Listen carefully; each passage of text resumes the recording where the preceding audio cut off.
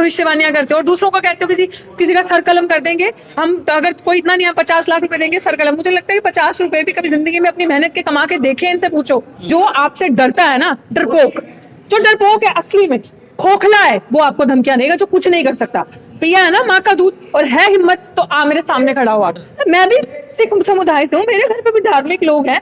मैं अपनी माँ को ही देख लेती हूँ यार, वो अगर सुबह उठ के पूजा पाठ के पाठ पढ़ती है, कुछ करती है। मैंने भी अपने घरों में देखा, कभी कोई ऐसा मैंने बौखलाते हुए नहीं देखा, किसी को जान मार काटने की धमकियां देते हुए नहीं देखा। सो आई हैवंट सीन वो किस चीज का, वो धर्म नहीं, वो धंधा होता है जब आप इस तरीके की बातें करते हैं, क्योंकि आपको डर लगता है कि हमारी दुकान चलना बंद हो जाएगी। तो देखिए भावनाएं गई भाड़ में। वो कौन सी भावना जो हाथ हो जाती है? भैया ये कैसी भावना है तुम्हारी, हर बड़ी भावना? इस भावना को ना मेरे पास लेके आओ। I want to school this भावना। मुझे लगता है कि भावना बेचारी बड़ी बेबस है, लाचार है, इसका साथ कोई दे नहीं रहा। इस भावना को पकड़ के ना मेरे पास ले आओ, हम इसको मजबूती देंगे, इसको एजुकेट करेंगे, इसको पढ़ाएंगे लिखाएंगे ताकि ये मजबूत हो, ताकि ये छोटी छोटी बातों से बेचारी आहत ना हो। जब ऐसे लोग सत्ता में बैठे तो जेल में कैसे हो सकते हैं? बात ये मुद्दे की बात ये है कि जो लोग रेपिस्ट हैं, जो लोग बेईमान हैं, जिन लोगों के ऊपर सबसे ज्यादा क्राइम रेट्स है, आरोप है, वो लोग ही सत्ता में पावर में बैठे। तो फिर आप जस्टिस की बात किससे करो? सरकार बीजेपी की नहीं है, आरएसएस की सरकार है और अभी भी उनको चिंता हो रही है। बेईमानी वो करते हैं, गला वो काटते हैं, सारी चीजें मिल मिला के उन्होंने बेच दी हमसे, हमारे विश्वविद्यालय छीन लिए, शिक्षा छीन ली, रोजगार छीन लिया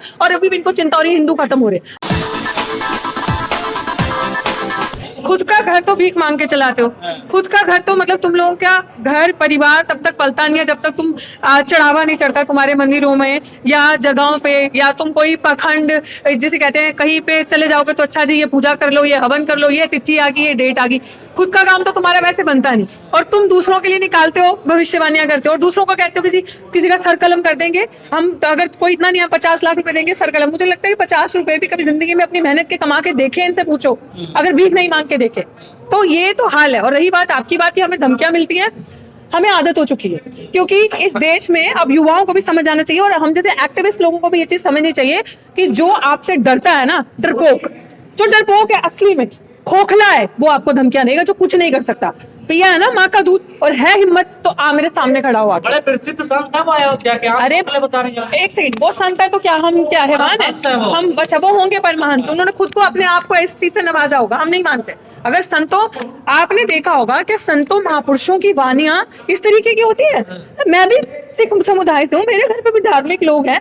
मैं अपनी माँ को ही देख लेती हूँ यार, वो अगर सुबह उठ के पूजा पाठ के पाठ पढ़ती है, कुछ करती है। मैंने भी अपने घरों में देखा, कभी कोई ऐसा मैंने बौखलाते हुए नहीं देखा, किसी को जान मार काटने की धमकियां देते हुए नहीं देखा। सो आई हैवंट सीन वो किस चीज का, वो धर्म नहीं, वो धंधा होता है जब आप इस तरीके की बातें करते हैं, क्योंकि आपको डर लगता है कि हमारी दुकान चलना बंद हो जाएगी। आपको ना एक्चुअली जिस तरीके से वो 22 प्रतिज्ञाओं वाला ले लीजिए, अगर कोई 22 प्रतिज्ञाएं ले रहा है, जिस तरीके से बाबा साहब ने वो 22 प्रतिज्ञाएं ली थी, मैं उस टॉपिक पे इसलिए जा रही हूँ क्योंकि एक ऐसा नेता, एक ऐसा लीडर जिसने सबसे पहले उन चीजों को लिखा था और प्रमोट किया था, जिस डॉक्टर बाबा भीमराव अम्बेडकर, जिसने तुम लोगों के देश का संविधान लिखा। तो आप इमेजिन कर सकते हो वो कितना लर्नड इंसान होगा, कोई बात हवा में तो की नहीं होगी। अब ये मूर्ख जो खुद अपना घर छोटे छोटे धंधे बिजनेस करके चलाते हैं, इस तरीके से लोगों को मूर्ख बना के ये बताएंगे। वो एक डर था, वो एक बौखलाहट थी कि हमारी चलती फिरती दुकान बंद हो जाएगी। रास्ता दिखा के आप धंधा बता रही हैं, देखिए वो देखिए भावनाएं गई भाड़ में। वो कौन सी भावना जो हाथ हो जाती है? भैया ये कैसी भावना है तुम्हारी, हर बड़ी भावना? इस भावना को ना मेरे पास लेके आओ। I want to school this भावना। मुझे लगता है कि भावना बेचारी बड़ी बेबस है, लाचार है, इसका साथ कोई दे नहीं रहा। इस भावना को पकड़ के ना मेरे पास ले आओ, हम इसको मजबूती देंगे, इसको एजुकेट करेंगे, इसको पढ़ाएंगे लिखाएंगे ताकि ये मजबूत हो, ताकि ये छोटी छोटी बातों से बेचारी आहत ना हो। मुझे लग रहा है ये अकेली रह चुकी है भावना इस देश में। छोटी बात आप धंधा बता रही हैं, देखिए ये धंधा ही है, ये धंधा ही है। जो धर्म होता है ना वो जोड़ता है, धर्म कभी तोड़ता नहीं है। तो जो धर्म तोड़ने की बात करता है, जो धर्म नफरत की बात करता है, किसी को मारने की बात करता है, तो वो धंधा होता है, क्योंकि आपको डर लगता है कि आपकी दुकान बंद हो जाएगी। नंबर 1। नंबर 2, आपके देश में संविधान है, आपका देश संविधान से चलता है। भाई अगर तू संत है, तुझे इतनी दिक्कत है तो जाना कानून का सहारा ले, FIR दर्ज करवा, कानून के तरीके से चल, जो कानून कहता है उसको फॉलो कर। मेरे पे भी तो 2 मुकदमे हुए हैं, तो क्या मैं जाके बोलूं कि मैं किसी का गला और सिर कलम कर दूंगी, काट दूंगी? No, this country will govern by the constitution and the laws. और आप ऐसी बकवास बातें करते हैं। ये अच्छा, तुम लोग कहते हो ना, आप लोगों ने सुना होगा हम जैसे लोगों को बोलते हैं कि भैया हम तो आंदोलन जीवी हैं या हम तो एंटी नेशनल हैं। ये है एंटी नेशनल की जुबान वाणी, जो देश के संविधान में विश्वास नहीं रखते। समझ के लगता है लोग जेल में होना चाहिए। बिल्कुल होना चाहिए। जब ऐसे लोग सत्ता में बैठे तो जेल में कैसे हो सकते हैं? बात ये है, मुद्दे की बात ये है कि जो लोग रेपिस्ट हैं, जो लोग बेईमान हैं, जिन लोगों के ऊपर सबसे ज्यादा क्राइम रेट्स है, आरोप है, वो लोग ही सत्ता में पावर में बैठे हैं। तो फिर आप जस्टिस की बात किससे करूं?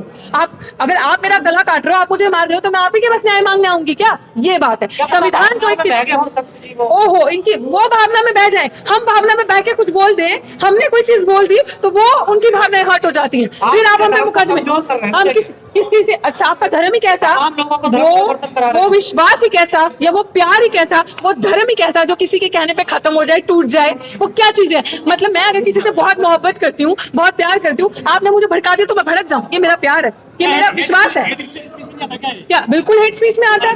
ऑफ कोर्स आता है कि हेट स्पीच में। तो यही तो चीज है, जब देश का कानून इतना कम इन्होंने कर रखा है, सारी चीजें अपने हाथ में कर रखी है, तो फिर आप किससे न्याय की उम्मीद करोगे? एक ही चारा बचता है, सड़कों पे आओ, अपने अधिकारों के लिए लड़ो। ऐसे मुझे तो लगता है, ये तो आई डोंट नो जिनके बारे में कहा है, उनको अगर थोड़ी सी भी सोची हो तो वो जाएं, एफआईआर करवाएं SC/ST एक्ट के अंदर, क्योंकि वो दलित हैं नेता और SC कम्युनिटी से हैं, तो उनका फर्ज बनता है कि जब आपको पब्लिकली कोई इतनी बड़ी बात बोल रहा है और वो वकील भी हैं, तो भाई जी बुद्धि का इस्तेमाल करें, जाएं थाने में, SC/ST एक्ट लगवाएं और इस हेट स्पीच को वहीं पे एंड करें, ताकि आज आपको धमकी दिया, आप तो इन्फ्लुएंशियल इंसान है, ऐसी एक सेकंड इन्फ्लुएंशियल इंसान है, ऐसी धमकी किसी ऐसे और इंसान को ना मिले जिसके पास, जो गरीब है, जिसके पास रिसोर्सेज नहीं है, जिसके पास लोग नहीं है पीछे, समझे? तो खैर, अगर लोग नहीं भी हैं तो डॉक्टर रितु, महमूद प्राचा, एडवोकेट भानु प्रताप जी हमेशा खड़े हैं मुस्लिमों की आवाज बनके, हम हमेशा हर एक के साथ। अब वो जाने करा दिया तो SC/ST में एक्ट में करवाई है, पूछ लीजिएगा। FIR का मतलब नहीं होता, वो वकील उनको समझना चाहिए, SC/ST एक्ट के अंदर FIR करवाई, ये बहुत बड़ा जुल्म है जो उन्होंने किया है। तो ये तो गौतम जी से आप पूछ रहे हैं, मैं गौतम जी की असिस्टेंट थोड़ी हूँ। RSS को बड़ी चिंता हो रही है कि हिंदू कम हो रहे हैं देश में। ओहो, RSS को चिंता ये हो रही है हिंदू कम हो रही है देश में?